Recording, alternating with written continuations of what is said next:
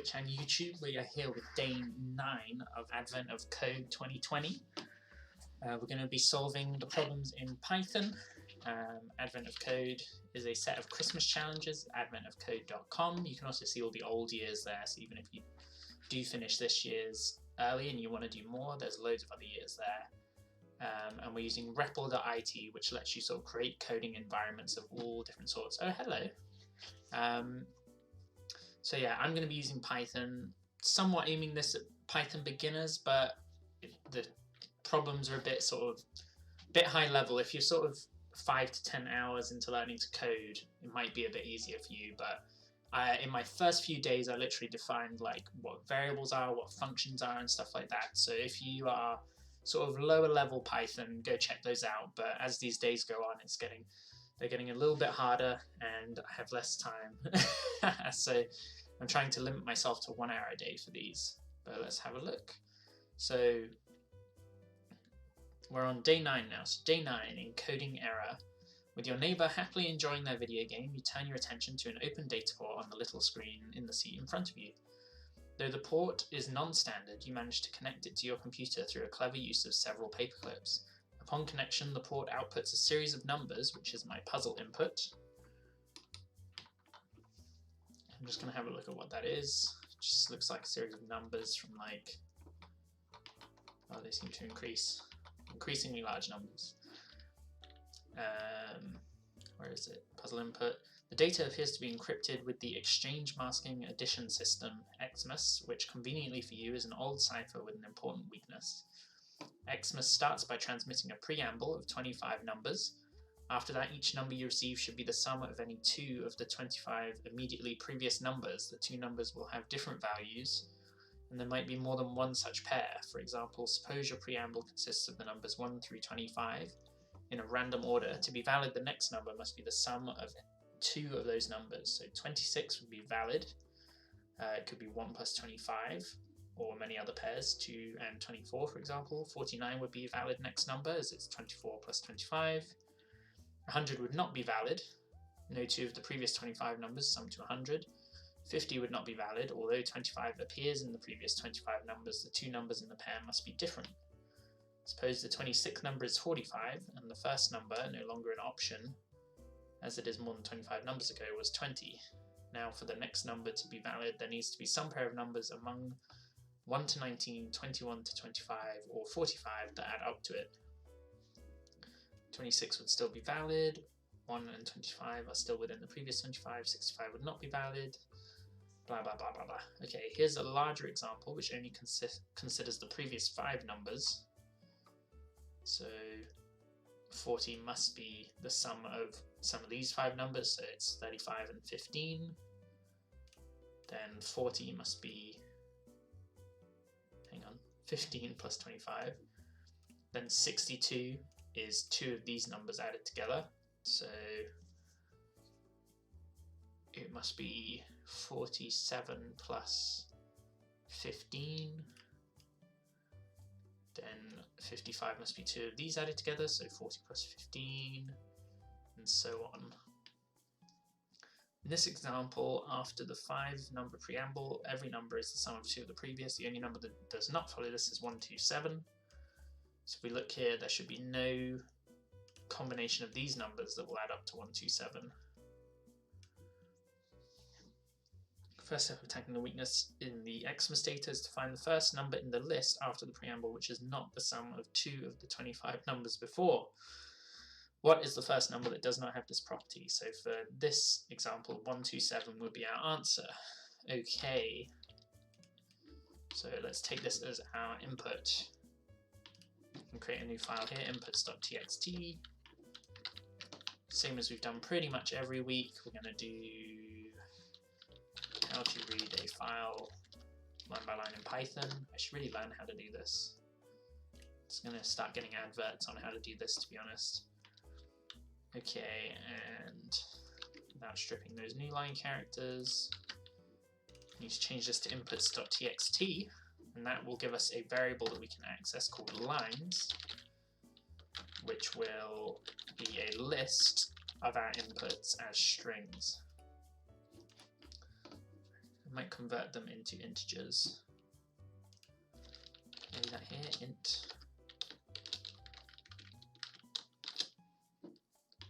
Doesn't look like it. Not that bit. Line r strip. Maybe turn that, cast that as an integer, so that will convert it into a number. Now we've got numbers instead of strings, so you don't have to worry about accidentally adding things up wrong. Okay, so how are we going to do this? So we need a function that's going to, for now I'm going to give it an index, and from that index it's going to look back to the previous certain number. So for this test case it's going to be 5, in our real case it's going to be 25. So def check valid, and it's going to be an index and a range.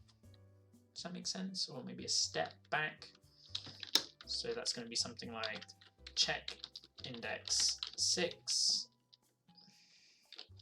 is a sum of 2 of index 1 to 5, basically. So our target equals lines index, and then we need to check if target can be created from any of the numbers before, and when there's only 5 of those numbers, so what can we do? And then we can't compare a number with itself, so naively we could just do for x in range,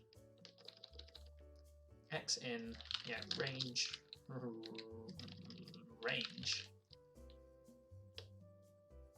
oh, that's a bad name. Maybe I shouldn't use range. Yeah, let's not do that. X in range, let's call it index indexes. That feels bad too. Range len indexes. Actually, no, do I actually need that? Not length of.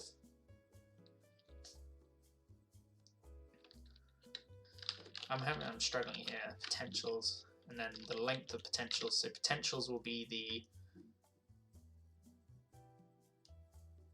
No, wait. What do I want here? So I need, for this case, it would be 5, and that would be the number of indexes before this index that we can check.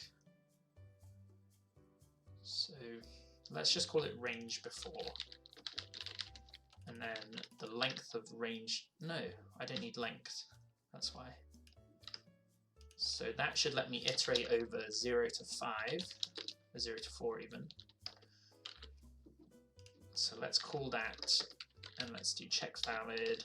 We're going to look at the 6th, 5th position, and the range is going to be 5. So then it's getting 0, 1, 2, 3, 4, which are the indexes before. Next I want it so that if I put 10 in, it's not going to do 0. Sorry, that's always going to be 5. If I put 10 in, I don't want to see 0, 1, 2, 3, 4. I want to see 6, 7, 8, 9. No, I don't. I want to see 5, 6, 7, 8, 9. So to get our 5.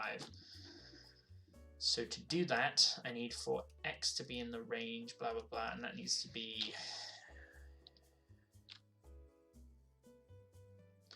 That needs to be index minus x. So it's going to count from 0. It's going to be 5, not 5, it's going to be our range before minus x. There we go, 5, 6, 7, 8, 9. So if we start at 5, which should be the lowest we can start at anyway. Cool, so now we can print out the numbers stored in those as well. So we get lines, we should probably store this, so current index equals this, and then we can print out current index and the value of what is at the current index. So we've got, let's not do with 10 just so we can see what we're looking at. So we've got the 0th one, 35, 20, 15, 25, 47. So next we need to check if any of these added together, except for when they are the same. Ooh. They could be the same on different rows. I'm just going to have a quick look at this before I make that assumption. So there's only 146, there's only, oh no there's not. So I'm just wondering if any of these numbers could ever repeat. I wonder if the fact that they're all sums of the previous 25 means they could never repeat.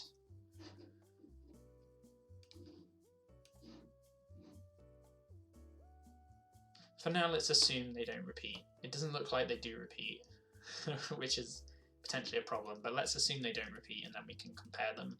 Because otherwise we could have like number 40 could be 20 plus 20 together, but if this was 20 and this was 20, that would be valid. So I'm just looking to see if there's a check I can do to ignore the duplicates. I guess I could check if the x, so I'm going to do like a for x and y, for y in range before as well. And then I can do current in y and let that be the same thing but with a y. And then all I need to do is check that x and y aren't the same, so it won't be adding position 0 to position 0 again. That all needs to be indented. Actually it doesn't, I don't need to calculate that inside the y. Let's give myself a little bit more breathing room here as well. And that needs a colon. Ooh, and that needs a equals sign, and it needs less brackets. So now I can print my combinations of current index and current ind y. We should get something like 0, 1, 0, blah blah blah. Not indented. That's okay. So now we iterate all of those. Let's comment out these for a second.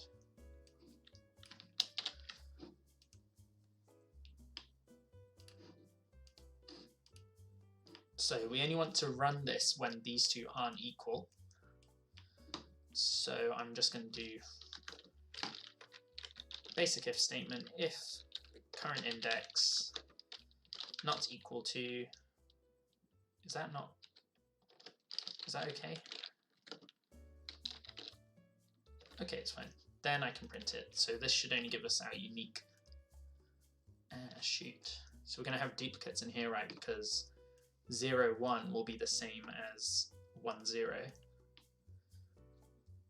But only one of them should add up, so we can basically leave these loops when we do find a combination. So if this one is the correct one, we don't actually need to do the rest of them. So potentially saving there. So it doesn't really matter that they repeat anyway. Although it's not as elegant as it could be. I'm sure we could do something clever here by like sorting the lists and moving our counters down the list, or starting in the middle and doing some binary search or something, but I'm not going to do that. So if the indexes are different, then we can do our logic. So we can add these numbers together. Yeah. If lines current index plus lines current ind y, if that is equal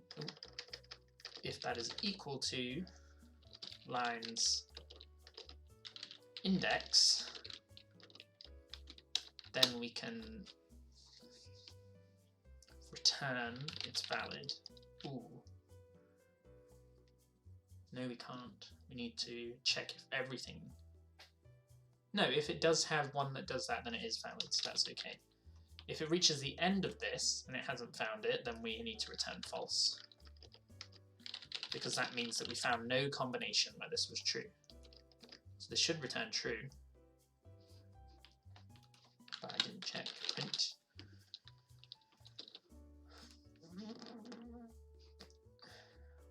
Target. Oh.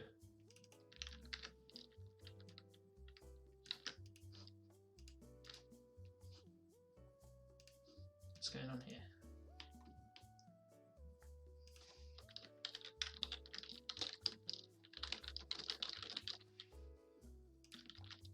Okay, so we get true. Cool. So now we can start to iterate through our numbers. So for, how do we do this? X in len lines, lines plus 5, because we can't start at the first position. So I'm going to be okay, print X. So this should print all of our valid positions, which should be X in range len lines plus 5. So that should count from, we need something that counts from 4 to 24. It should be minus 5. And then we need to add, that doesn't look right, there are only 20 in there. Okay, 20. So that should be, yes, that should be fine. Then we need to print X plus 5, and that will give us from our first safe index, which is 5. That's not correct either. 0, 1, 2, 3, 4. No, it is 5. Yes, okay. So now we can call print check valid. That's going to take our index, which will be X plus 5, comma, the range we're looking before, which will be 5. So you can see we're using a lot of 5s here, and we probably shouldn't be, so this is going to need to be a variable in a second. So we're getting true for everything except for whatever this number was at position 14. If we look in here, position 14 is one below what we want it to be. Perhaps we should get rid of this, make things a bit simpler for ourselves. So the one where it's false, what do I need to print out there? So printing out X plus 5, which is 14, and the index is going to be, index is going to be 14, but that's not, oh, these are line numbers, that's why I'm getting mixed up. So in our slices, this would be 0, which means 14 would be this one. So if I print out before I return, if I print out just what this is, our target should say 127 false. Cool. So we didn't need to print that anymore. It'll only print that out when we find our false answer, which is cool. Okay, so now we need to modify this so that it can work with any number. So I think that just means that this needs to be 25, this needs to be 25, this needs to be 25.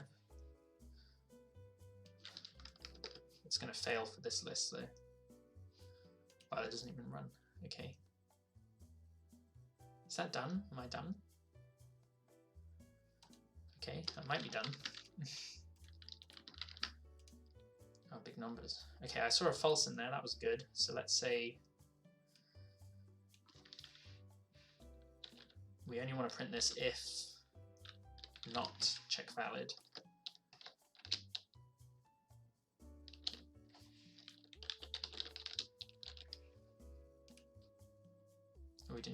We don't even want to print anything actually, it should just print out my answer for me. Oh dear. Printing targets, printing lines. I do need that print target there, because I was printing out hundreds of lines at the start. There's an answer.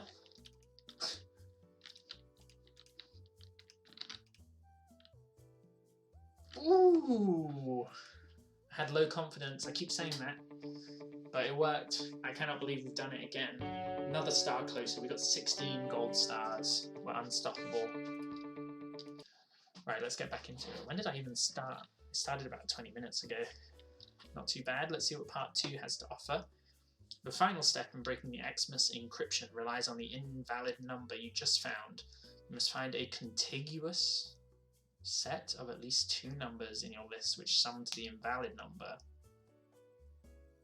What's contiguous?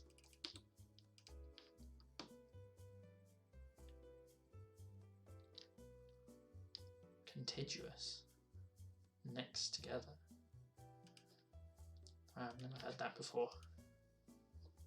I guess because they're not technically in order. Interesting. I'll tweet that out. So in this example,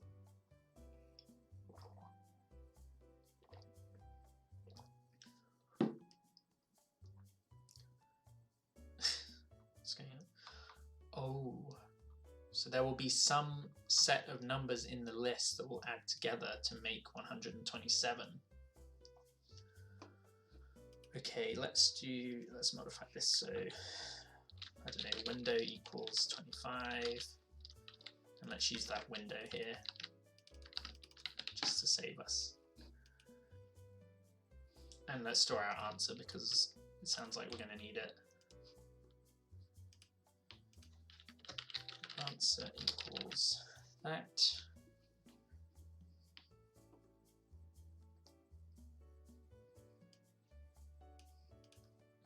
And it's going to be a number before. It could be anywhere in the list, could it? No, it must be below. So we can at least shorten the list because we know that we're not going to need any numbers past this number. I wonder where it is in our list anyway. So we can actually shorten our input to end at this point because everything after should be bigger than that. Is that even true? I think it is true. Right. But there's nothing that says that it has to be a set of at least 2 numbers, which is fine. But there's nothing that says a maximum there, so we need to look at all possible combinations of. Oh, geez. Okay, I guess so we could iterate over the list of 2 combinations and see if we find something, then create lists of 3 combinations and 4 combinations, keep going until we find something. And then when we find that set, the smallest and largest number added together. Okay, this is okay. I'm probably not going to write something beautiful here, but it's nice to sort of actually work through this problem like this. So we've got this number. We know that we can actually shorten our input here, which I'm going to do. So if I can find this. What was that? Oh, that was the number I pasted. So I can actually reduce the complexity quite a bit by bringing this down to a smaller input. In fact, I can still run it and it'll still print that, so that's cool. So our data's got a bit smaller. Next, I'm going to iterate over this with a very similar function to what we've already written that's going to iterate over ranges. So we're going to say check valid. Okay, so let's do def check combination, and we're going to do start index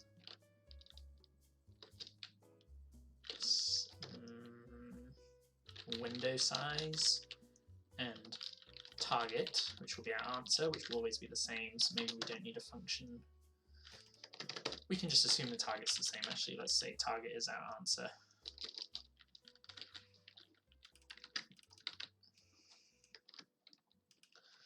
Then we are going to iterate over the same. Don't actually care about start index either, because we're always going to start at 0 for this just in case, even though actually no, we do need to care about the start index because, you know, it could be the first 100 numbers in the list that add up to this number we're looking for, so we're going to need to do that. And window size, yep, cool. So window size, so we need to say window is equal to, and we need to increase, so we need to say for x in, so we need like a sliding window. So the first one, I'm just going to try and count up 2 and see if we can find that. So for x in range lines, range length lines, print lines x plus window size. Invalid syntax. What are you complaining about for x in? Okay, so let's do that for now. Didn't call it, so it's not going to run. Check combination, I want to start from 0, always. So I just need window size. Check combination 2, call that. So now we're getting all of our pairs.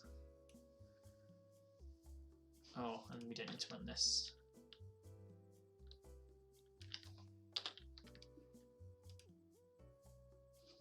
So let's clear that, call that. Just getting all of our, no we're not, all of our pairs of 2, I'm guessing at the start. Oh, that's okay, yeah, because we're counting from 0, so I don't need to worry about that. I do need to potentially do something at the end to make sure it's not trying to sum up. In fact, that will give the answer right. So it needs to be in range lines minus window size. So this should be our last. I think that's going to get missed off because I'm doing -2. So we might need to add a 1 in there. Gosh, +1. Okay, so that will count up to, so now I can do window size 3, and that should give me the last one of 827, 127, 556. Yep, cool. And then it's sliding. Okay, so now we can call that. If it finds one where these sum to our target, then we found it. If sum window equals this, print window. If some window is equal to our target, then return a line. That should be window as well. And I can do return window 0 plus window -1, which will get me the last element in a list, I believe. So if I do something like this, 1, 2, 3, 4, and try and slice the -1, gives me 4. Cool, that works. Otherwise, return false.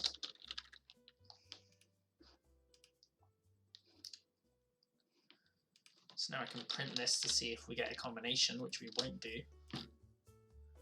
False, cool. So let's stop printing that window. I'm pretty confident with that.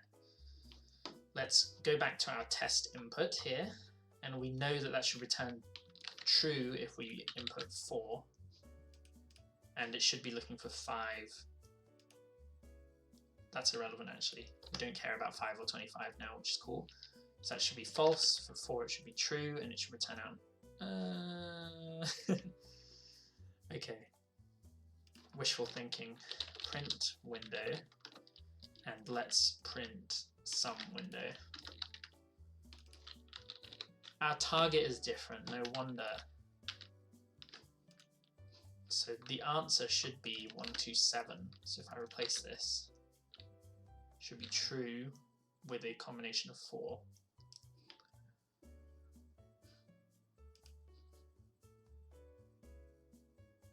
Oh, and the answer should be 62, okay. Because my list isn't sorted, so that's good. So if I do sorted window, so if it's equal to, we can do sort. We can sort the window. Sort window. If I print the window here, is that not allowed? Undefined name sort. Sort list, is it dot sort maybe? Yes, so it should be window dot sort. So we only need to do this if our sum is correct, and then that will sort the list for us, so we know the first position is the lowest, last position is the highest. That gives us 62, so that's groovy. I've lost my answer because I didn't store it anywhere else. I'm just going to rerun that to get my answer back. Shoot, that's not the whole input. Oh, I just had it highlighted there. There we go. Nice. Good work, Joe. Right, so next we need to iterate over these ourselves. I'm just going to leave the target here so we can swap to it in a second.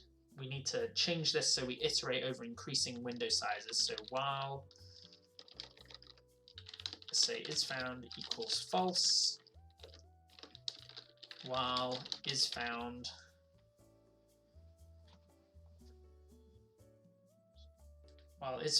is equal to false,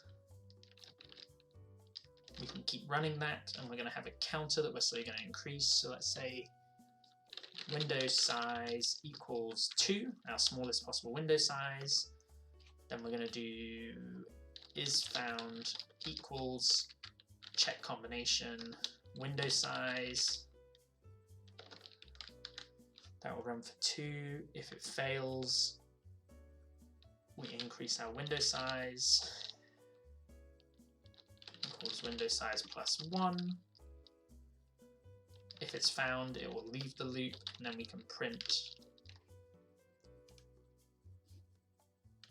We don't want to do that there, do we? We can't declare window size in here. And let's increment the window size before we start. So let's say window size equals 1. That way we can still log out the window size when we get outside. And then I can just call this again with our current window size to find our answer. So that should work. 127, that didn't work. Because I'm running.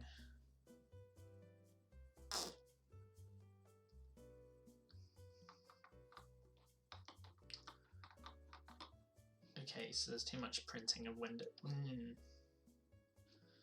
It's finding 127 in a window of 2 because my input's different. My input needs to be set back to this just for a moment.